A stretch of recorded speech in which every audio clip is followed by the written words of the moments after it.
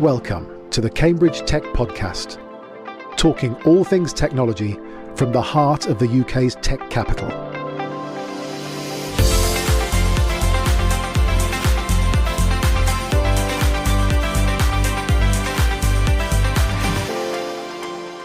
Here are your hosts, Faye Holland and James Parton. I'm Faye. And I'm James. So Faye, what's your week been like this week? Well, I had a 4-day week, which was quite unusual. And I actually did a 4-day week. Nice. Which is, I know.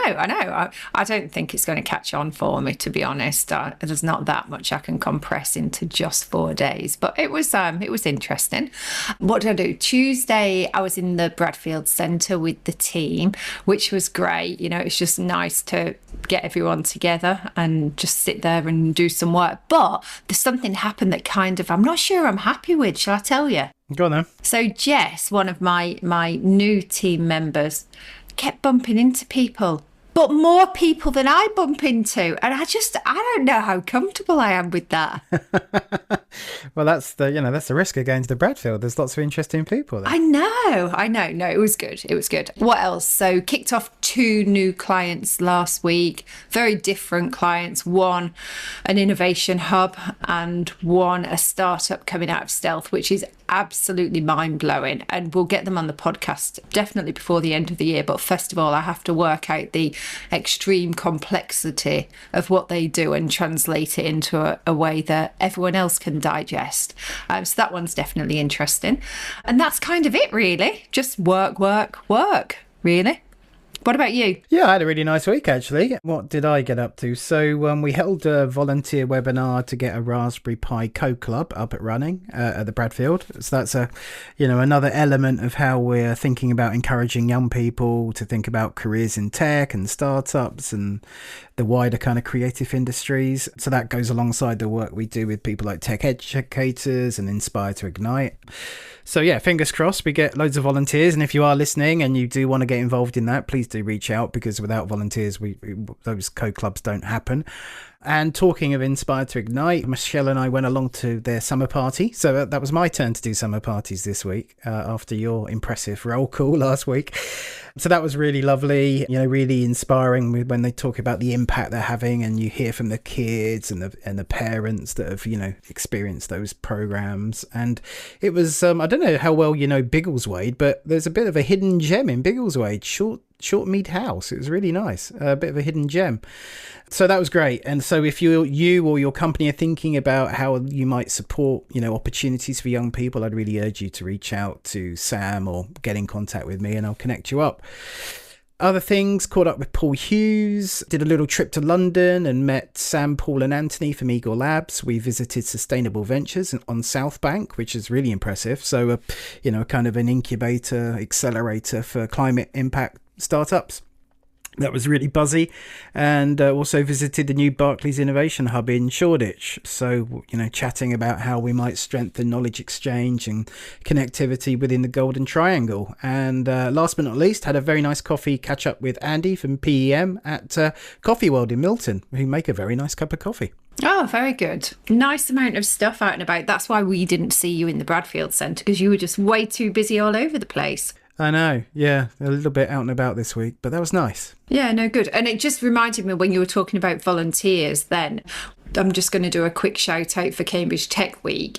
It is a huge event and they do need volunteers. They had lots of students and young professionals volunteering last year. There is a call out on the website, cambridgetechweek.co.uk. So if anyone, runs these organisations in Cambridge and thinks actually that'll be some really nice exposure for some of your new employees, then do head over and reach out and just follow the link to participate and you'll see some more information there. Fabulous. Shall we move on to this week's tech news? So our first story is from Arm, who reported last week it's in the process of growing its Cambridge, UK headquarters, which is great news. They topped $1 billion in revenue for the second successive quarter. So CEO Rennie Haas says royalties grew across all target end markets, demonstrating the strength of ARM as the AI platform of choice. Haas said it was ARM's second best revenue quarter and a record Q1 at $1.05 billion. Royalty revenue grew 25% year on year to $585 million, also representing a record first quarter return. He called artificial intelligence the most significant transformation of our generation, and ARM is at the heart of it. From smart sensors in homes and factories to the world's most advanced AI supercomputers, AI workloads are being deployed everywhere. This shift is driving unprecedented demand for compute that is not only performant but also energy efficient.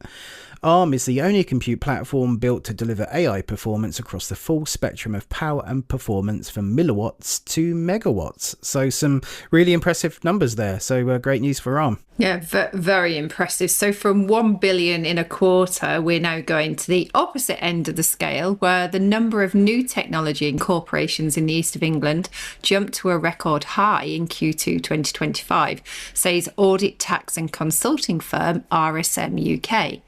RSM's analysis found 1,135 new tech companies were incorporated in the region during Q2, which is 21% up from 941 in the same period last year and 17% ahead quarter on quarter from 971 in Q1.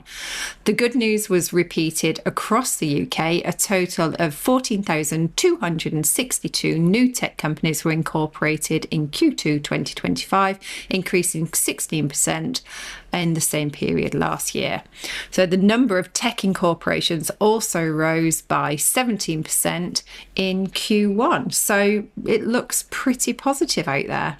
So Faye, last week you mentioned Cambridge United, and they're actually in the news this week for being the first football club to sign players using AI. Genie AI and Cambridge United have teamed up, and the U's have become the first professional football club to manage all player contracts end-to-end using artificial intelligence. By using Genie AI, the club can now draft, review and approve legally robust player contracts faster and more affordably, just in time for the transfer window, which closes on the 1st of September. Rafi Farg, who's the co-founder and CEO of Genie AI, believes the move will start a global trend. He says, growing up in Cambridge, it's an absolute pleasure to help the club sign players in line with EFL regulations through the use of AI. So that's exciting news. Brilliant. So let's move on to today's episode. We have Josephin Holstein, founder and CTO of Evoralis, with us. Evoralis is an early stage spin out from the University of Cambridge with the mission to enable true and sustainable plastic recycling.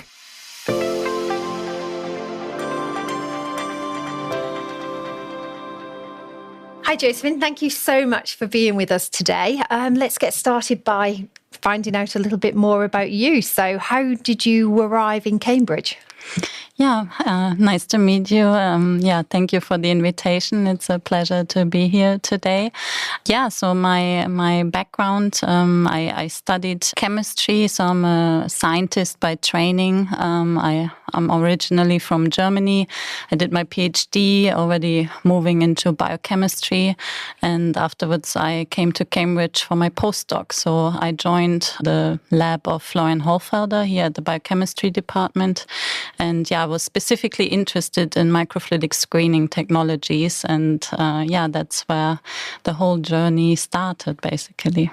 And so at what point of doing your research did you realise that this actually could turn into a venture?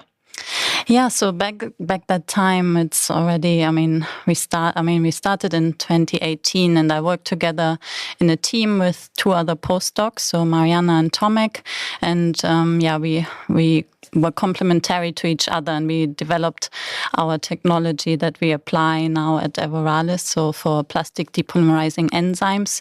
And actually we thought about commercializing our idea back when pandemic hit. So we were all working from home, and we took a step back and we could look at our project with a wider perspective. And then we decided to apply for the postdoc business plan competition organized by Cambridge Enterprise. And we reached the semi-finals, and it was quite nice. We met our now CEO, Daniel. He was back then our mentor for the competition, and he was super excited about our project. And also with the feedback we received from the competition, we thought, okay, that could really make an impact and could really work. So then we decided to continue the journey. And we arrive at Evoralis. So tell us just a quick intro as to what it is that the company does. Yeah, so at Evoralis, we develop enzymes for circular plastic economy, and we have developed ultra-fast screening technology based on microfluidics, and we can screen on the actual plastic substrate at ultra-high throughput to find and improve plastic depolymerizing enzymes. So we are Cambridge Tech Podcast. We like to spend a little bit of time on the technology and the product. So can you kind of explain, the kind of unique selling points of your technology versus other maybe solutions that are out there and some use cases? Yeah, so our unique selling point is that the time it takes to identify new enzymes will be fast. So the beneficial things of microfluidics is that you're fast, it's efficient, and it's low cost. Basically, we work with picoliter volume, so it's really small droplets that we are screening. And we screen on the actual plastic substrate, which is really important because you get what you screen for. And we can screen up to 10 million enzyme candidates per day, which is 1,000 times faster than conventional methods. And with this, we are hoping to find the best enzyme candidates. So we want to develop enzymes for certain plastic types. So we are focusing on the textile industry currently to develop enzymes for polyester, nylon, and elastane. Okay. And where are you in that kind of commercial development? Have you found your first customers? Are you prototyping, trialing, or are you actually commercially deploying? Yeah, so we finished our seed round last year in end around August, and we have already identified really promising candidates for these 3 types of plastics. And the commercialization now starts, but we are still developing the enzymes. So just taking one little step back, what I think would be useful is for people that are not familiar with what it is that you're doing, if you can break it down a little bit more and explain a little bit about what it is and what the benefit is and what change it's going to make to the industry. Mm-hmm. Yeah, so to recycle plastic, there are different approaches out there. So that's mechanical and chemical recycling, but they have limitations. So they can't, for example, work with blended fibers, mixed materials, and enzymes. They are highly specific. So we can tackle basically mixed and blended materials. So that's really important what enzymes can do. So it essentially broadens the amount of types of plastic that can be recycled. Am I right to think it would be a cheaper way to recycle as well? Yes, so the goal is to apply our enzymes in recycling approaches. So that would be the scale up. So at the moment, we're doing the R&D, developing the enzymes, but we want to scale this up, and they should be applied in bioprocesses to recycle plastic waste. And what's the typical length of an R&D process in this field? Yeah, so the timeline is really short. We have to be fast. It's a competitive landscape. We want to deliver the first enzymes within a year. That's the plan, basically. What do you think's your biggest hurdles to getting there? Of course, there's some competitors around, and there's benchmarks that we need to reach. So recycle a certain amount in, for example, 24 hours, have a conversion of 90%. So this is numbers that they are out there and that we also have to reach with our enzymes for different types of plastic, of course. And this is a challenge. But we think we have a really amazing technology, and we built a really great team at Evoralis so that we can tackle these challenges. Also, in the field of plastics, it's also important to say, even though it's the same plastic type, you have different properties. So you have more we call amorphous plastic and more crystalline materials. And currently there's really the big challenge in the whole field is to tackle crystalline materials. And we are aiming to train our enzymes, especially on this material as well, to tackle this. So you touched there on the team. So why don't we spend a little bit of time talking about the team and the company? You've got a cross-disciplinary team. You've got chemistry, biology, microfluidics. How does that kind of drive your product development? And how would you describe the kind of culture that you're building inside the company? Yeah, from the start, like I mentioned before, we had different backgrounds and we were complementary to each other. So we had a biologist, we need that for the enzymatic side of our technology. We had a microfluidic engineer helping the technology to be developed. And myself, I'm a chemist, so I was looking on the substrates that we apply. And yeah, we continue this basically also at Evoralis. So we have a mixture of chemists, microfluidic engineers and biochemists. Yeah, it's slowly growing, our team, and we are quite happy. We also now, we need to think about the commercial side of things. And yeah, we also recently hired someone to help us on the commercial side. Okay, that's interesting. Yeah, because you know, as you described, you're still very much at the kind of R&D stage, but you're thinking ahead already. And what's it been like finding someone to come in to support on the commercial side when I guess essentially the product is still being developed? Yeah, it is challenging, and we need to have this communication in between. That's really important, that the R&D team also talks to the commercial team, because, yeah, I think the exchange is really important to drive everything forward. We convinced our chairman, so he helps us also a lot, because himself, he also has a scientific background, but he also had one of the most successful biotech companies in Germany. So he helps us to keep track of both sides as well. So your commercial person, are they kind of out there doing customer discovery and trying to understand what the needs are from the market to feed that back into the R&D process?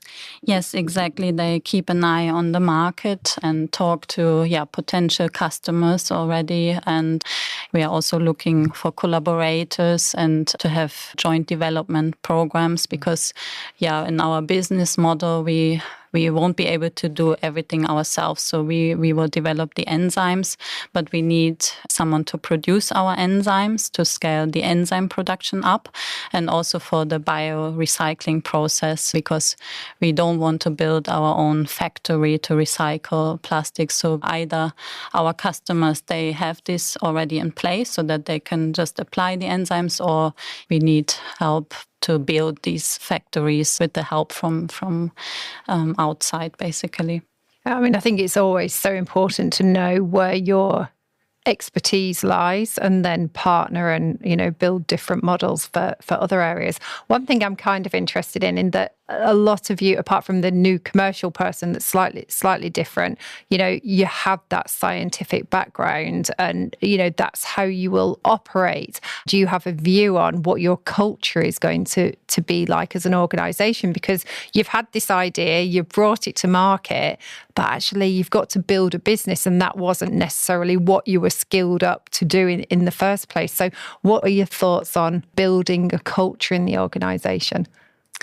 Yes, I mean, I think currently it's a lot scientific driven, I would say, because like you said, we are developing the enzymes. And I think at the moment it reminds me a lot back when we were still in academia, the same problems arise in the lab until you probably have the later stages where it really goes to commercialization. And our team, many have this scientific background as well. Most of them did their PhDs or postdocs. So it is, the moment, I think it's still this culture present. Yeah, okay. And you talked earlier on about being part of the postdoc competition a few years ago. Obviously, you're a spin out from the University of Cambridge. You were 21 to watch this year. What's it been like for you as part of the ecosystem, and how has the ecosystem helped you? I mean, it was really great for Evoralis to receive this award.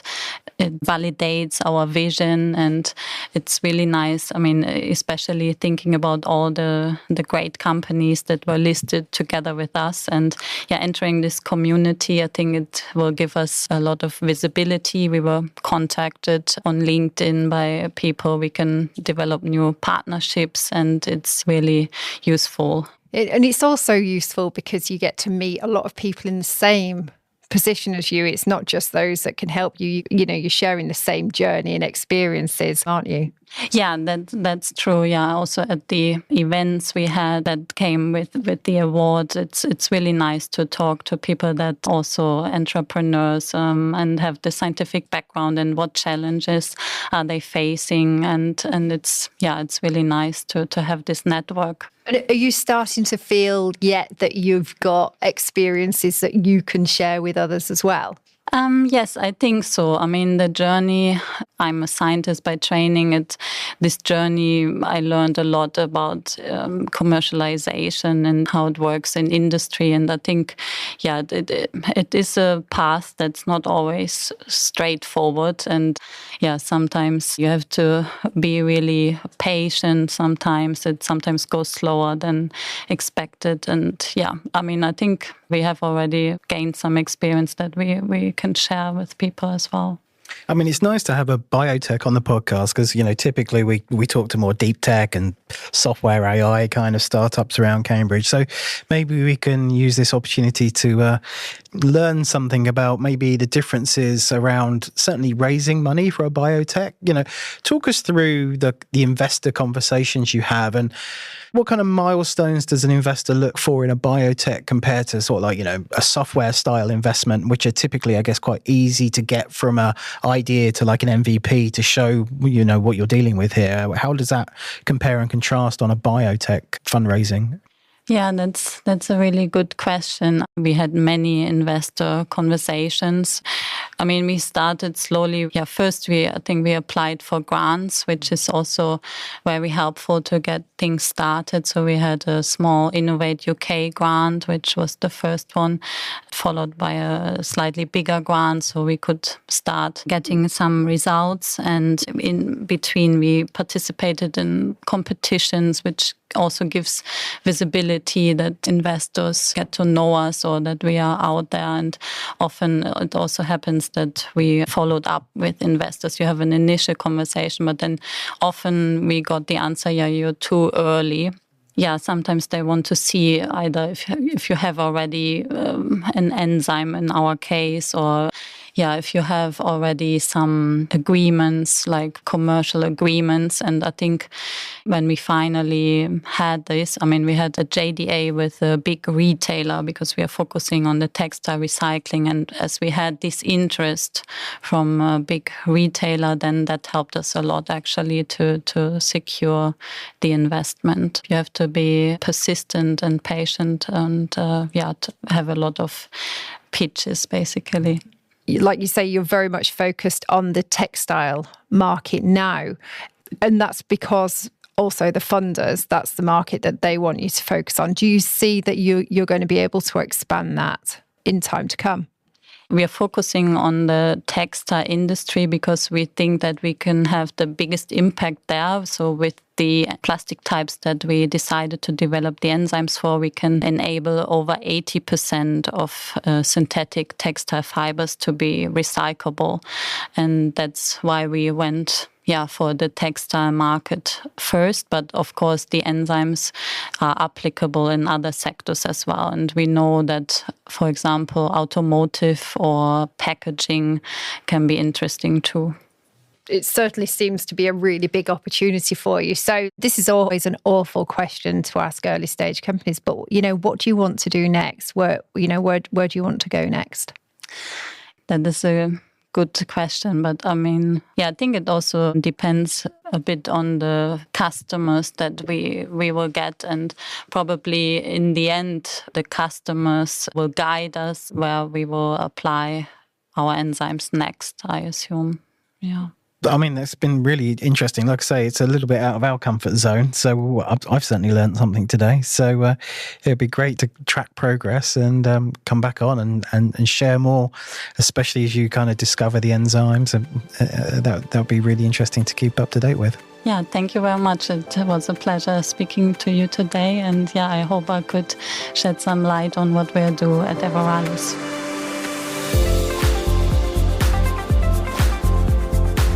Today's show was produced by Joe Donaghy of Cambridge TV and supported by our media partner Business Weekly.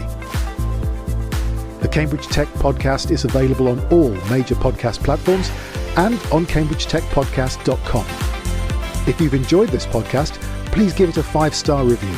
It'll really help others discover the show.